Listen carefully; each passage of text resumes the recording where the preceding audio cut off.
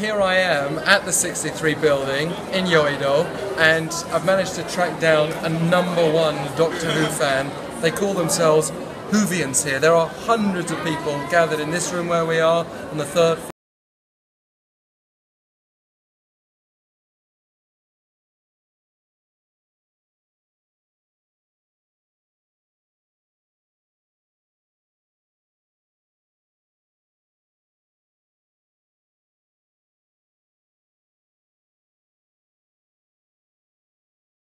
You know what a TARDIS is, don't you? Yes. Now I'll help you with this one. A TARDIS stands for T, time, A, and relative dimension in space. So that's why they just call it a TARDIS. It's quicker and easier to say. But you've come all the way up from South Jeolla province to be here today. That's right, yeah. Today, I was here 2 weeks ago actually in Seoul, because at the time the TARDIS, just the TARDIS, was in Dongdaemun Design Plaza. But today, very kindly, I'm here as the #1 Whovian representing the UK. Probably not out of place entirely at Dongdaemun Design Plaza as a side note, but yes, we are going to go now into yet another side room. We're going to hear from Doctor Who himself and his companion. How excited are you about that? We're going to give you, Paul, the chance to ask your own question as well.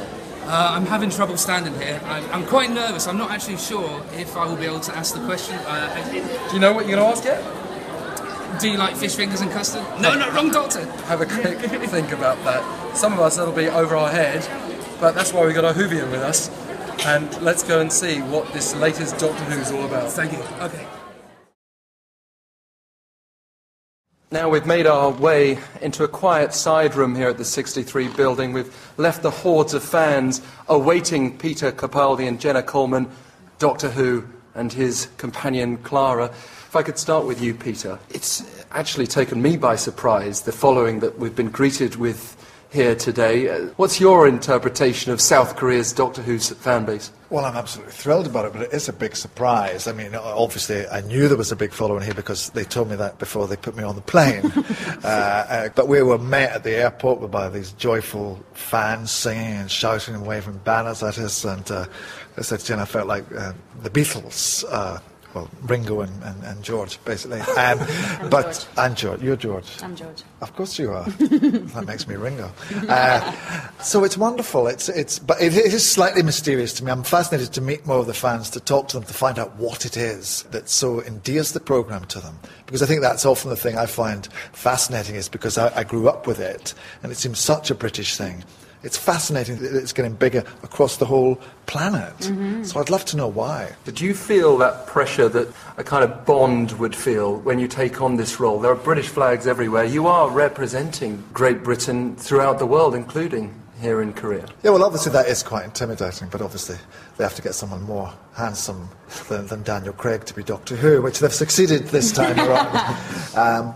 Yeah, no, it's a big role, it's famous, it's iconic, and you feel responsible for looking after it, because I think that's what the actor who plays the Doctor does, is he comes along and he looks after it and makes it his own and tries to make sure the programme's healthy and exciting and dramatic and magical until the next one comes along. You know, but I really feel people's affection for the programme and love of it is so deep that it is a big responsibility looking after it. And Jenna, what's this guy like as Doctor Who? You had the experience of working on the last series. Very different experience, I'm sure, this time around. He is hard work for Clara. She has not got it easy anymore. She was feeling quite safe, happy, confident, travelling around the world, knowing if they were in danger, everything would be fine. And now that is no longer the case. I think this Doctor is still figuring out who he is. He's kind of mad with curiosity and will push those boundaries. And that's, I think, what the show feels like now. The danger is more prevalent, and he's much more alien and enigmatic. He's less patient with humans.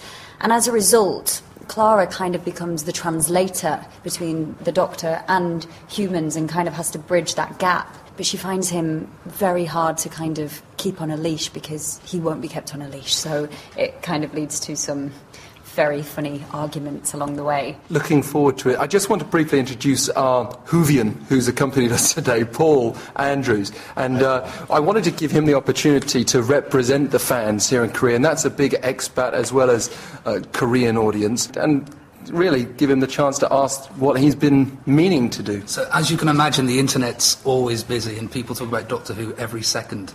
My question is for Peter. You were in Doctor Who in The Fires of Pompeii. Yeah. Now, as a lifelong Doctor Who fan, were you reluctant to take that role? In The Fires of Pompeii? Yeah. Well, the script arrived and I said, I'll do it.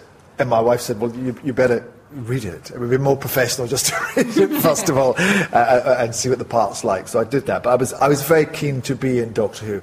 If I was honest, I'd say I wish I'd held out for a slightly more, a more monstrous role. I think it would have been fun to have worn a rubber mask and threatened David Tennant with a stick or something like that. But in the end, it sort of worked out okay because here I am. And will that point be addressed in this season, or can you not divulge the information? I think that it will be, it is alluded to, and it will be eventually addressed, yeah.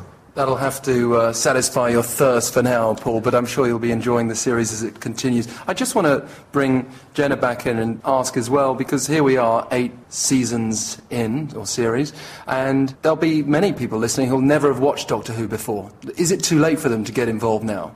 No, I think you can pick up any episode and watch it. I think because each episode is its own adventure, so you can pick up anywhere, I think. And can you, Peter, go back in time and go right back to the 60s, 70s and get that same essence, do you think? Well, I think that's in a way, I carry that with me because I grew, the show started when I was 5 and I watched it, it feels like from day one. And so it was part of my whole growing up. And so, William Hartnell and Patrick Troughton and John Pertwee and Tom Baker were all part of my childhood and adolescence. And then when Sex and Drugs and Rock and Roll came along, I sort of left the show behind. But luckily I've finished with Sex and Drugs and Rock and Roll now and I can come back to it.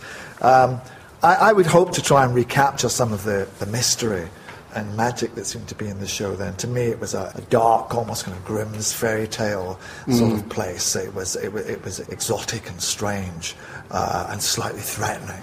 And it's hard when a show's 50 years old and everybody knows everything about it.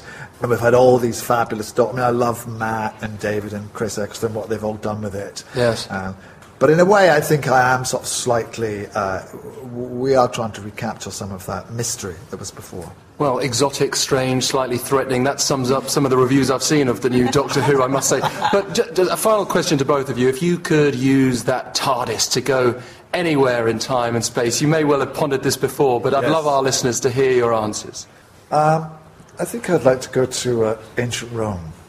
I think that would be... It's a big party town, and I think there would be a lot of fun to be had there, although it would be quite dangerous as well. Sounds good. And you, Jenna? I would go see Cleopatra.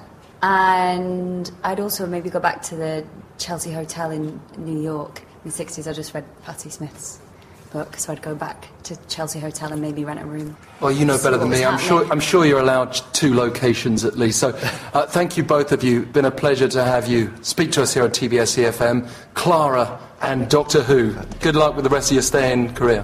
Thank you very much. Thank you. Old age creeps up on you. But there is time enough for those who know how to use it.